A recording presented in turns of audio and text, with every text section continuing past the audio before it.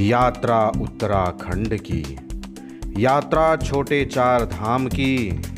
देवभूमि उत्तराखंड में गंगा यमुना में स्नान और अनेक तीर्थों का दर्शन एक साथ हमारे YouTube चैनल हिंदू तीर्थ स्थल के साथ। यात्रा द्वितीय दिवस की, यमुनोत्री दर्शन। बड़कोट से निकलकर लगभग 45 किलोमीटर का सफर तय करके यमुनोत्री दर्शन के लिए जाना होता है। यमुनोत्री की चढ़ाई जानकी चट्टी से प्रारंभ होती है। जानकी चट्टी तक हमें अपने वाहन से पहुंचना होता है। हम इसी दर्शन की कामना लिए हुए इन पहाड़ी मार्गों से गुजरते हुए जानकी चट्टी की ओर प्रस्थान कर चुके हैं। आप देख पा रहे हैं, दर्शन कर पा रहे हैं खूबसूरत वादियों का, खूबसूरत पर्वतमालाओं का। इन्हीं मार्गों से गुजरते हुए हमें भी जानकी चट्टी तक पहुंचना होता है और जानकी चट्टी से वाहन सेवा बंद। आगे की यात्रा हमें पैदल अथवा खच्चर के माध्यम से अथवा पिट्ठू के माध्यम से अथवा पालकी के माध्यम से पूर्ण करना होता है। पैदल यात्रा हेतु आप सीधे यात्रा प्रारंभ कर सकते हैं, लेकिन यदि आप खच्चर, पिट्ठू या पालकी लेकर जाना चाहते हैं, उसके लिए आपको रजिस्ट्रेशन कराना पड़ेगा। उसकी निर्धारित शुल्क जमा करानी होगी। उसके बाद ही आप आगे की यात्रा प्रारंभ कर सकते हैं। इस पूरे सफ़र की बात करें तो मन में हर्ष तो बना रहता है, उत्सुकता बनी रहती है, एक्साइटमेंट बना रहता है कि अब आगे क्या दिखने वाला है। क्योंकि हम जब समतल स्थान से ऐसे स्थानों पर पहुंचते हैं तो अलग ही दृश्य देखने को मिलता है, लेकिन भयावह भी होता है, डरावना भी होता है। आप इस यात्रा में आएंगे तो आपको आनंद बहुत आएगा, लेकिन मन में 1% भय भी बना रहेगा। पूरे सफ़र में आप देखेंगे तो कुछ लोग खच्चर की यात्रा कर रहे हैं, कुछ लोग पिट्ठू की यात्रा कर रहे हैं। आगे से आप देखिए पालकी वाले भी चले आ रहे हैं। बहुत ही मज़ेदार दृश्य। इस सफ़र में एक बात बड़ी अच्छी लग रही है कि जितने भी खच्चर यात्रा के लिए आगे की ओर बढ़ रहे हैं, सबके गले में घुंघरू बंधा हुआ है और इन घुंघरुओं की मधुर आवाज़ से समूचा वातावरण ही संगीतमय हो गया है। पैदल यात्री भी माता यमुना के उद्गम स्थल के दर्शन की कामना लिए हुए मस्ती से झूमते हुए आगे की ओर बढ़ते जा रहे हैं।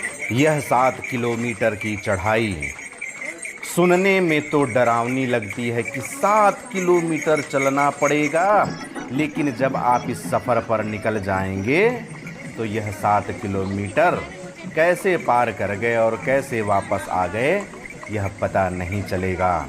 यदि आप मन में संकल्प कर चुके हैं कि माता यमुना के उद्गम स्थल का दर्शन लाभ प्राप्त करना है, तो न तो आपको थकान महसूस होगी और न ही आपके मार्ग में कोई बाधा आएगी। आप निर्विघ्नता पूर्वक माता का दर्शन करके वापस लौटेंगे। माता यमुना कालिंद पर्वत से निकली हैं। कालिंद पर्वत से निकलने के कारण ही माता यमुना का नाम कालिंदी भी है। यह समूचा सफ़र, यह पैदल मार्ग अत्यंत रोमांचक है। मन में हर्ष, उल्लास, माता के उद्गम स्थल के दर्शन की कामना, सब कुछ मिलाकर मानसिक रूप से एक आकर्षण, जिस आकर्षण के कारण हम बरबस ही यहाँ तक पहुँचे और यहाँ तक पहुँचने के बाद भी माता यमुना के दर्शन हेतु पैदल यात्रा किए। कितना सुनहरा अवसर कि माता यमुना अपने उद्गम स्थल पर हमें बुलाएं। यह एक सकरा पुल, सकरे पुल के अगल बगल देखिए तो माता यमुना की धारा बह रही है, लेकिन पुल सकरा है, यात्री अधिक हैं, जिसके वजह से जाम लग गया। सभी यात्री स्थिर हो गए हैं। धीरे धीरे करके आगे की ओर बढ़ेंगे।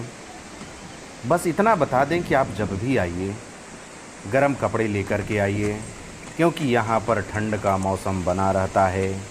गर्मी के दिनों में भी आपको कड़ाके की ठंड मिलेगी, इसलिए गर्म कपड़े लेकर अवश्य आइएगा। यहाँ के मार्ग पहाड़ी मार्ग हैं। पहाड़ी मार्ग में टूट फूट की भी संभावना होती है। बहुत चौड़े मार्ग भी नहीं मिलेंगे। सकरी गलियों से आपको गुजरना होगा और यमुनोत्री तक पहुँचने वाले हैं। आप इन्हें देख रहे हैं, इन गलियों को देख रहे हैं। टूटी फूटी गलियां भी हैं, क्योंकि यहाँ पर का मौसम बेमिजाज है। कब नाराज़ हो जाए, कब प्रसन्न हो जाए, कुछ कह नहीं सकते। इसलिए आप यहाँ के मौसम को सदैव नाराज़ मौसम ही समझिए और अपनी पूरी व्यवस्था लेकर आइए। आप माता यमुना की डोली, माता यमुना की झांकी, माता यमुना की पालकी का दर्शन कर पा रहे हैं।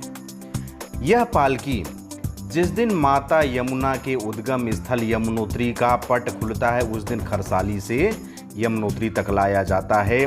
यह पट खुलने के दिन का दृश्य देख रहे हैं। हमारे एक मित्र हैं जो पट खुलने वाले दिन यहाँ उपस्थित थे। उनके सौजन्य से ही यह वीडियो हमें प्राप्त हुआ है। उनको भी इस वीडियो के लिए धन्यवाद प्रेषित करते हैं। अब हम माता यमुना के उद्गम स्थल यमुनोत्री की धरा तक पहुंच चुके हैं। यहाँ पर माता यमुना की पावन धारा में स्नान के उपरांत माता यमुना का दर्शन लाभ प्राप्त करेंगे, माता से आशीर्वाद मांगेंगे, उसके बाद यहाँ से प्रस्थान करेंगे। यहाँ पर एक महत्वपूर्ण बात बता देते हैं कि माता यमुना 6 महीने तक खरसाली में होती हैं और 6 महीने तक यमुनोत्री में होती हैं। जिस समय मंदिर का पट खुलता है उस समय पूरे धूमधाम से बाजे गाजे के साथ माता को खरसाली से यमुनोत्री तक लाया जाता है। पट बंद होने के साथ पुनः उसी धूमधाम के साथ, उसी बाजे गाजे के साथ उन्हें खरसाली पहुंचाया जाता है, जहां पर 6 महीने तक वे निवास करती हैं। यहाँ एक गर्म जल का कुंड है जिसमें लोग स्नान करते हैं, फिर माता के दर्शन हेतु आगे बढ़ते हैं।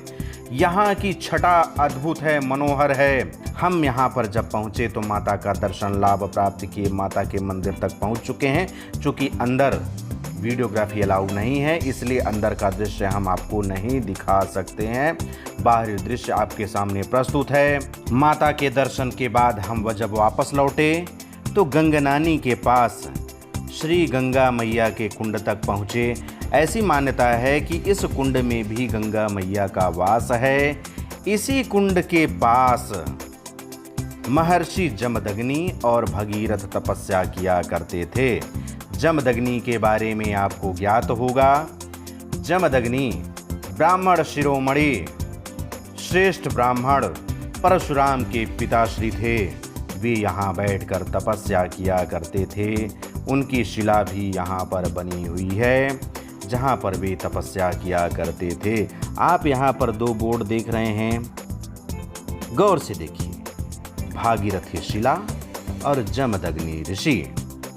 यहीं पर बैठकर दोनों तपस्या किए, अपने अपने समय काल पर दोनों तपस्या किया करते थे। हमारे टीम के सभी 12 सदस्य माता यमुना के उद्गम स्थल यमुनोत्री एवं गंगनानी के पास गंगा मैया के इस पावन कुंड का दर्शन लाभ प्राप्त करके गंगा एवं यमुना दोनों के पावन जल को अपने माथे से लगाकर आत्मिक संतुष्टि प्राप्त करते हुए स्वयं को धन्य महसूस कर रहे हैं। धन्य होते हैं वे मानव जिन्हें गंगा यमुना की पावन जलधारा अपने माथे से लगाने का अवसर प्राप्त होता है। इस पूरी यात्रा का थकान मिटाने के लिए हमारी टीम के सभी सदस्य यमुना माता के तट पर बैठकर विश्राम कर रहे हैं।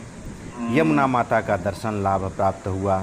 मन में हर्ष, मन में संतुष्टि की भाव लिए हुए सभी लोग विश्राम कर रहे हैं। मन में कामना भी कर रहे हैं कि हे यमुना मैया, अपने दर्शन हेतु दोबारा अवश्य बुलाइएगा। माता सबकी बात सुनती हैं, अवश्य बुलाएंगी। प्रेम से बोलिए यमुना मैया की जय।